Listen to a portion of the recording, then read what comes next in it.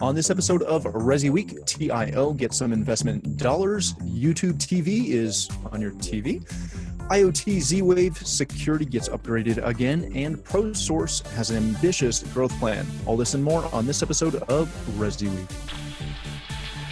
The network for the AV industry. What are you listening to? This is AV.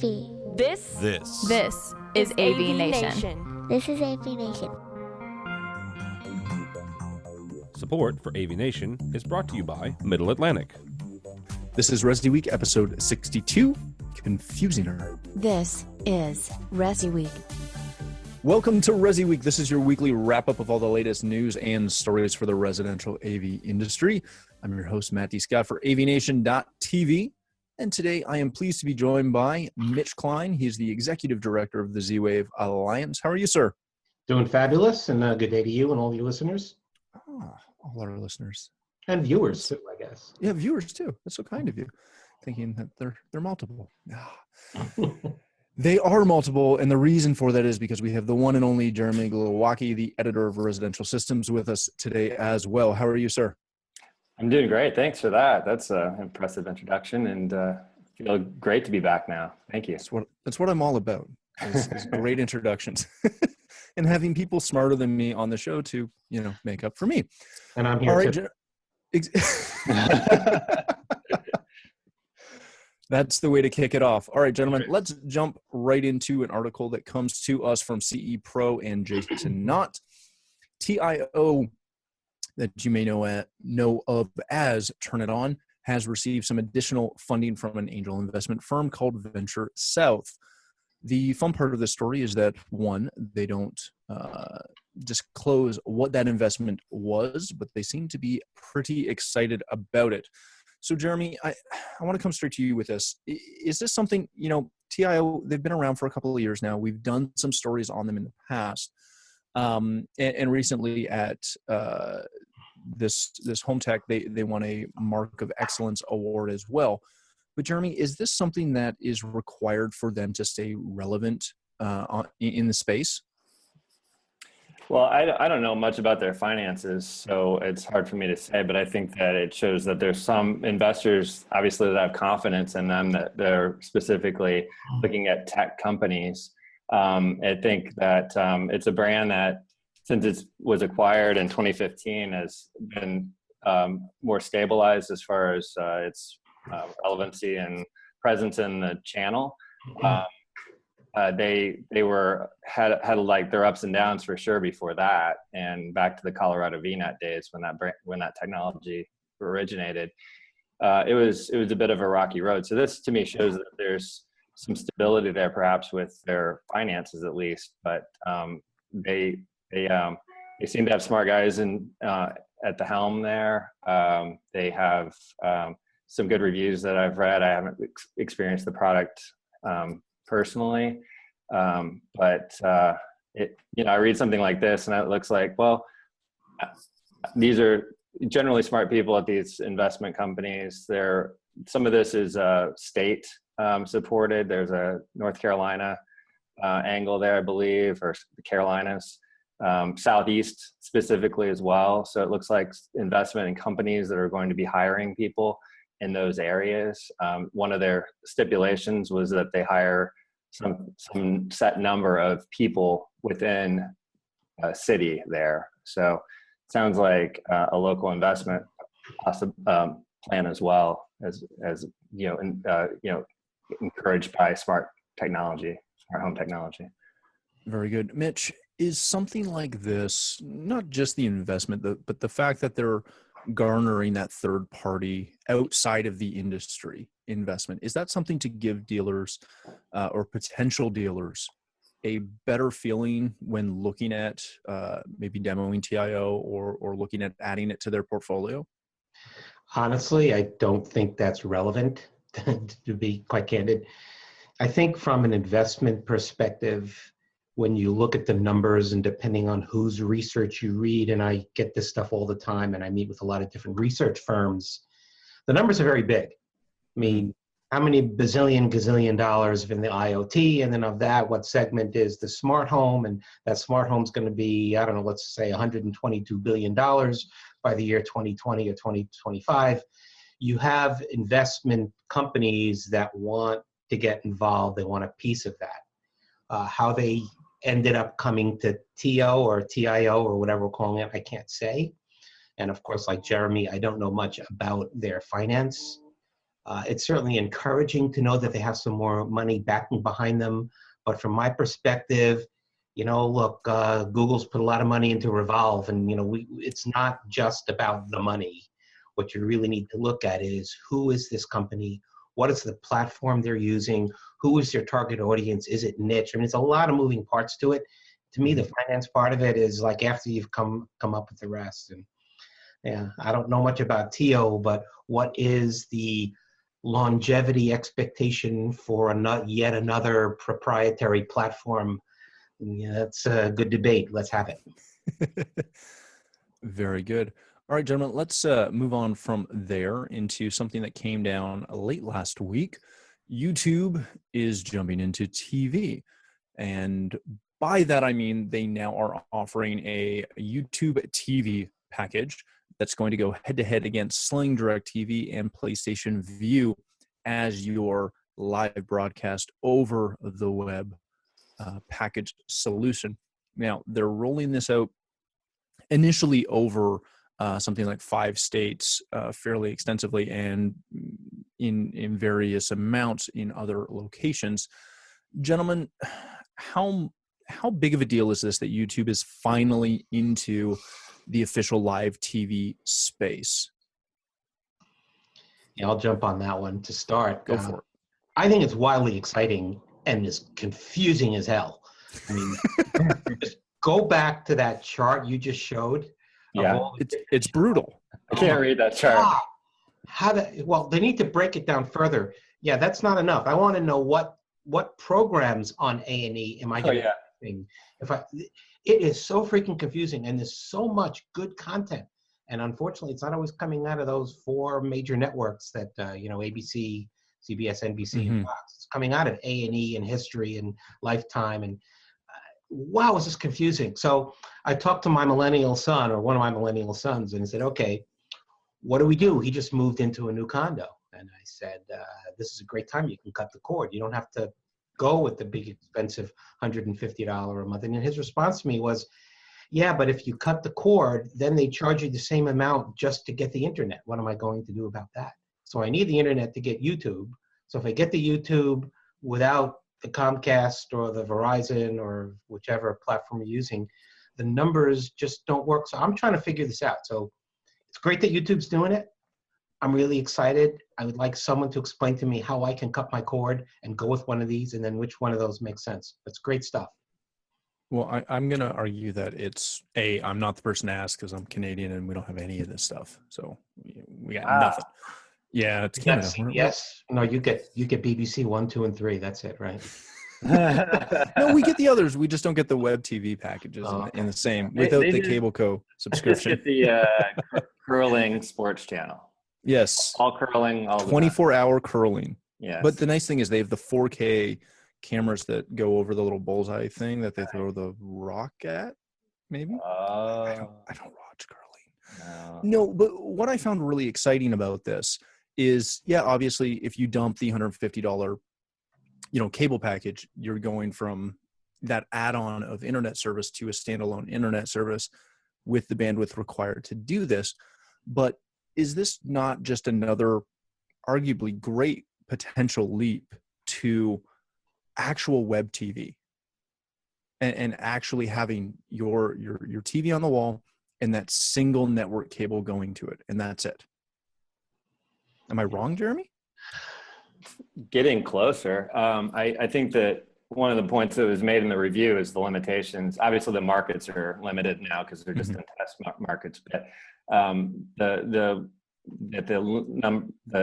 channels don't add up as far as the competitive options that are out there, which obviously still involve like a major player that's not kind of independent, so to speak, even though this is a Google-owned product. but YouTube sort of starting from scratch with no strings attached to another brand there. I think that, like Mitch was saying, I'm still so confused about this. I would not feel comfortable leaping into something yet. Like, it just seems like you're going to miss something. And if you're one of these people that just needs the networks and you need ESPN, that's been a hold back kind of situation with cord cutters. Sports especially, that's been the big one forever. I do it, except that I would miss my sports. Well, now you don't need to miss ESPN, but ESPN's not all of sports either. And I've got a cable package that is pretty extensive and very expensive. And sometimes I'm just flipping through and I'm watching some off-brand soccer channel and I enjoy it because, it's in Spanish or something. You've got Hulu going to do their thing. Apple TV hasn't announced anything, although if you start reading through the different trade and things like that, there are something.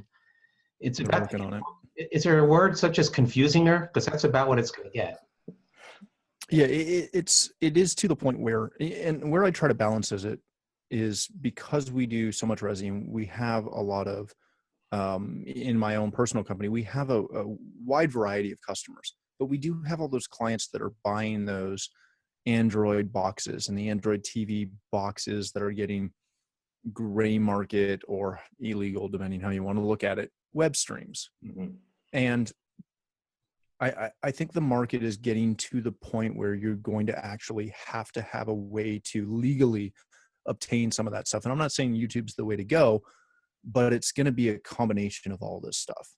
And I'm very intrigued to see where it goes. Well, hey, one quick thing that we didn't mention here is that this is like a Chromecast type only product, right? I mean, it's not Chromecast, but it's a cast it from your mobile device to the TV. So it's not exactly a beautiful fit for a living room, entertainment room kind of situation yet. Some people but are any of these really outside of maybe the PlayStation? They're all a little funky, and you need that proprietary box. Yeah, I just don't like the idea of streaming from my, my iPad or iPhone for critical viewing, quote unquote. Something that I really agree with that. I would concur with that. It's been goofy. I have a Apple TV and I'm streaming to that, and every once in a while you can actually watch an entire program from beginning to end, but most of the time you can't. And there's something that comes in the middle, and I'm with you and Jeremy on that. It is surprising for me to see how many of my clients are comfortable with that though. They're comfortable with like a Chromecast and just casting whatever they have from their mobile to the screen. Whereas myself, who, is usually in that same sort of age category, it drives me nuts. I have no desire to do that, but some of the younger ones seem to be okay with it, but they're still wrong. So there's that. You said, Mitch, we were going to be a little feisty today. So yeah, well, so I'm an integrator. I mean, you've got obviously a couple integrators that watch your podcast. I mean, obviously, what do they do? I mean, customer says to them, what do you do? You have a Fire TV in one room, an Apple TV in another, do DirecTV in another, pay for cable, and then just let them fight it out? It goes back to that whole solution-based argument of you put what the client wants in that room. Where I always find it kind of comical is if we have a household that is full of Androids or Samsung devices, we'll throw a bunch of Chromecasts in because that's what they want and that's what seems to work with them. And then they go and their company or corporate whatever switches them to Apple. And now all of a sudden it's like, hey, can you come back and rip all this stuff out and give us a bunch of Apple TVs? Because that works better in our new ecosystem. I don't know if there's a right way to do this yet, given the options available. So in a way that is as an integrator, that's your recurring monthly revenue is constantly going back and switching over from one platform to it. Hey, it could work, that could happen. You just got to market it right. That's all. Right. I mean, get apples. Du jour, that's what you're going to call it. I mean, the key here is that integrators just need to really familiarize themselves with these products. And of course, in those test markets, they have an opportunity to try this new product out with, these other secondary markets or tertiary markets. They're not going to be able to have an answer yet. But I would say that, you have to beta test these things yourself as an integrator, and then be the trusted advisor with your clients, I mean, hey, this is not fully baked yet. If you really want to try it. But I think from our standpoint, we're going to have more problems. Well, and let's be honest, most integrators are not going to be jumping all over trying to sell their client, a $40, $50 Chromecast over a fully distributed HDMI or network-based system. That's what that's where our customers usually are at. They're not these are one-offs for that spare room. Or for the apartment guys that don't need anything else, but they're also not calling us for full surround and everything else. Well, actually, Matt, I think that's a great topic you bring up, because I wonder That's what I'm here for. Yeah, I'm looking at a lot of these matrix switchers, HDMI or what have you switchers, and I wonder, is there really a life expectancy to that, or are we really looking at streaming? And you say, well, it's a one-off. I'm not convinced it's a one-off. I think this is really where it's going. And some of these huge tens of thousands of dollar boxes may not be all that necessary if you put in a good network. Well, and that brings us back to the initial point of this is the start. Now that there's, 4 providers with fairly decent content, we're now getting closer and closer to that potential to where it is a one-wire solution to each panel. And it is something that's served over the network, opposed to local cable boxes or SAT boxes or even Apple TV boxes. We're getting there. And when we do, what does that do to the integration model the way it currently sits? It's not a hardware model, that's for sure. We've been saying that for years. Yeah. It very quickly goes from, are you strictly a hardware company, or are you a service and software company? Well, the good news is that once you move over to this other, whatever that platform is going to be, the wireless platform, that monthly service contract is going to be critical, because you're going to be servicing it. Yeah, no doubt about it. That is correct. All right, gentlemen, let's move on to another great article that comes to us from engineering.com. And I think this is the first time we've been able to use one of their articles. And Mitch, this is obviously kind of directly connected to you. On April 2nd, the Z-Wave Alliance has imposed a new mandatory security protocol for all IoT devices seeking Z-Wave certification. This is going to be called the S2 framework, which stands for Security 2. And essentially, and I shouldn't be the one talking about this, we'll head over to Mitch for a second for a quick overview, but essentially it's going to give each device a trusted class and one of 3 classes: access control for high security devices, authenticated for most household devices, and unauthenticated for devices that are too limited to provide out-of-band authentication. Mitch, obviously this is a great thing for Z-Wave products. To know that something that's Z-Wave certified has security protocols in place, specifically working off AES 128. How much is this a leap forward in ensuring the security of these devices in a client's residence or facility? I mean, wow, it's pretty impressive to be picked up by engineering.com, I have to say.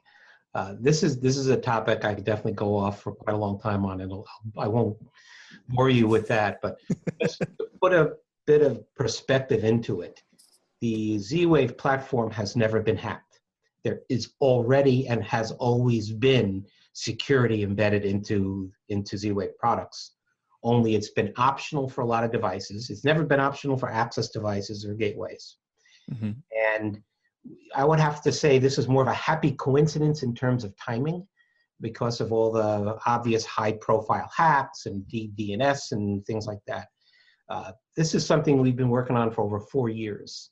Any platform that decides, hey, you know what, we need to do something with security, they're not going to be able to roll it out as fast as you think we may have done that. It's been over 4 years.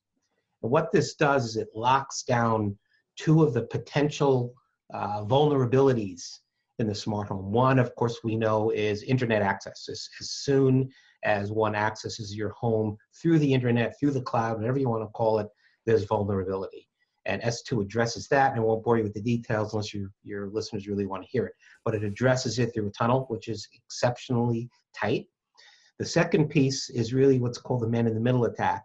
And if you think about it, going back a few years, you remember there's some high-profile people sniffing out car locks. So somebody would go unlock their car, and you'd have some ne'er-do-well kind of sniffing and waiting for that and intercepting it and unlocking a car. And that's called the man-in-the-middle attack. And S2 addresses that, which requires kind of a PIN code or a QR code. And again, how we do it, we can have a conversation about that another time. But those are the two potential vulnerabilities. They have never been exploited in Z-Wave, but what this says is we've raised the bar. There's only one other company that has that level of security, and that happens to be Apple and Apple's HomeKit. They are every bit as secure, or we are every bit as secure as HomeKit. Please do read into that statement. We'll come back to that another time.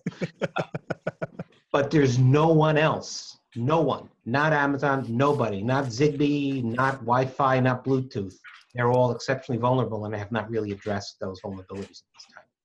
That's good stuff for us and for our members and for customers. Very good stuff. Very good stuff. Jeremy, because of, obviously, we've been talking security on this show for weeks, if not months, if not since the show debuted. With dealers continuing to put more and more devices on the network and into people's homes that are susceptible to some form of, hacking or whatever however you want to look at it.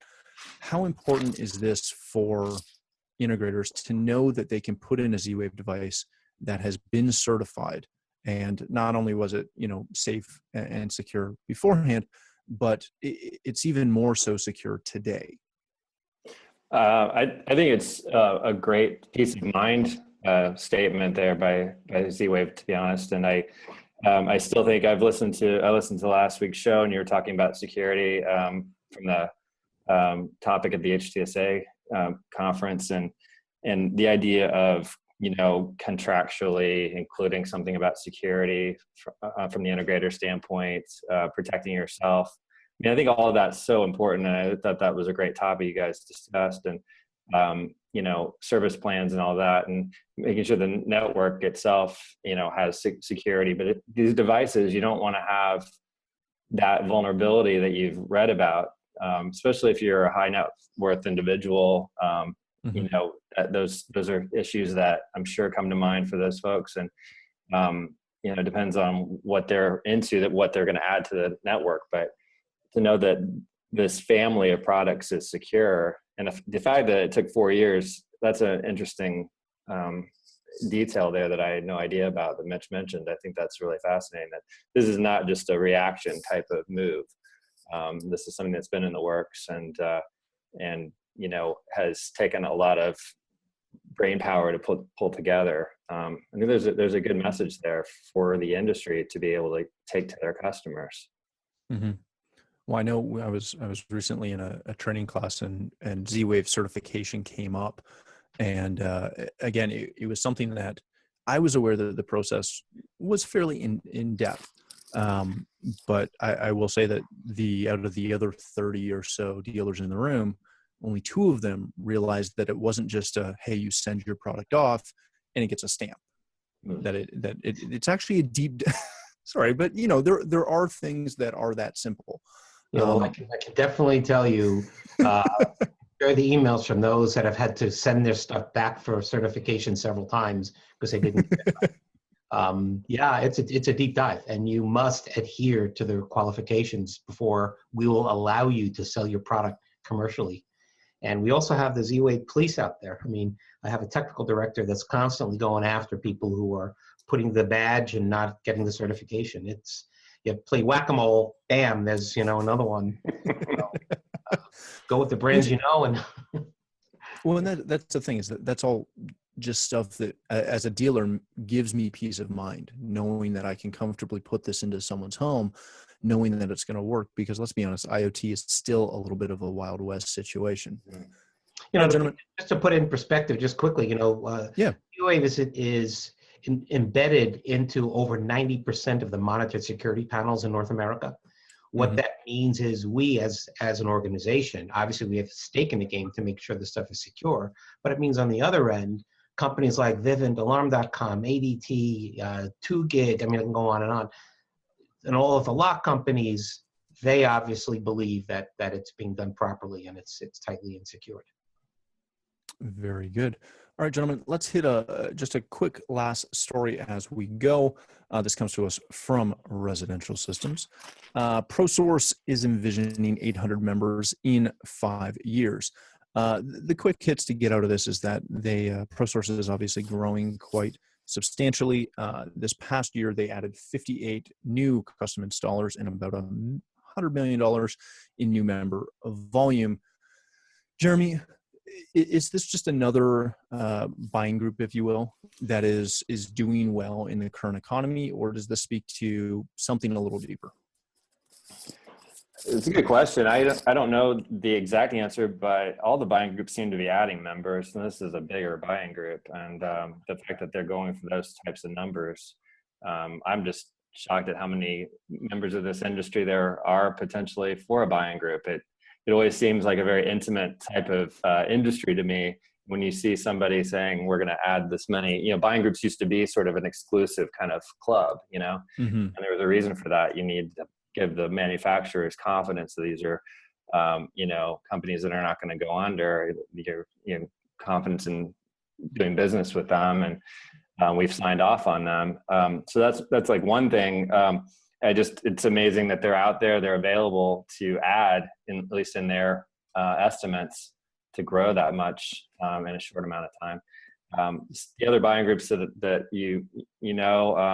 are a quarter of that size, and I think they're much more cohesive in that size. I'm not saying that there's not that possibility with that big of a group, but it seems like you get a smaller group, you get the trust that you're not going to be meeting together with your competitors. You can be honest with each other.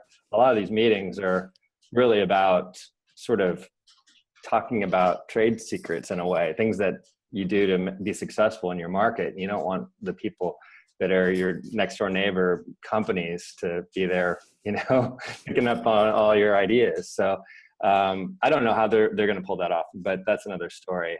I do think it shows some success in the industry for sure, though. That's a good point. I think you bring up a great point, Jeremy, and I think that you lose some of that interactivity. And to me, it seems that to grow to 800 members, the goal really is the buying power, and that's it. Yeah. And you're one of the participating manufacturers, that's a big win. But if you're not, you're losing dealers. You are really exposed. You're starting to lose.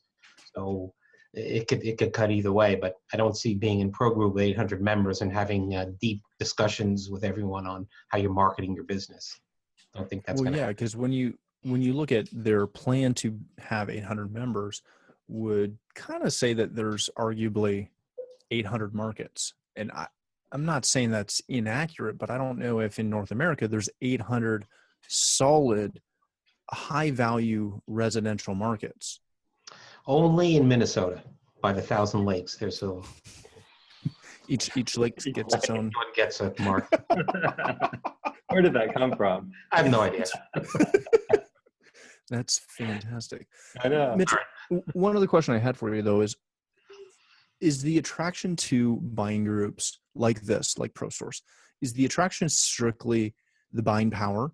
Or, as you read through this article, they have their own marketing department for their members. They're rolling out some fairly significant marketing pushes, again, for their members. Is that as much of an importance to it, or is it still just coming back to that bottom line of, hey, we can get our products cheaper? Well, I think the buying piece of it, of course, is the biggest part. I mean, why join it if you're not going to get the money? But my understanding was an important aspect of a buying group was that the members help to make sure you as a company stay in business and you're following the right trends and doing the right things. And it's not just about buying, but I could be wrong. That could be changing now with the Prosource going to 800 members. In 800 markets, around 1,000 links. All right, gentlemen, that is all the time we have for this episode. Thank you so much for joining me. Mitch, where can people connect with you? You can connect with me at mitch@zwavealliance.org, and that's z-wavealliance.org, or you can just Skype me at Mitchell_Klein. And make sure you put your do not disturb on after 5 o'clock. Jeremy, thanks again for joining us back from a busy week last week. Where can people connect with you? Well, now that I'm back from lovely Orlando and Disney, they can find me on Twitter at ResiSys, or they can email me at jglowacki@nbmedia.com or visit residentialsystems.com to read our articles. Very good. And for myself, you can find me on Twitter at Matt D. Scott and pretty much every other social platform. But more importantly, please stop by AVNation.tv, which just had a pretty awesome facelift. You'll find this show as well as a wide variety of our other shows that cover all of the topics and verticals we cover. When you get to our website, please take a moment to check out our underwriters. They support us, and we are thankful for that support and ask that you support them as well. Thanks again for joining us. That's all the time we have for this episode of Resiweek.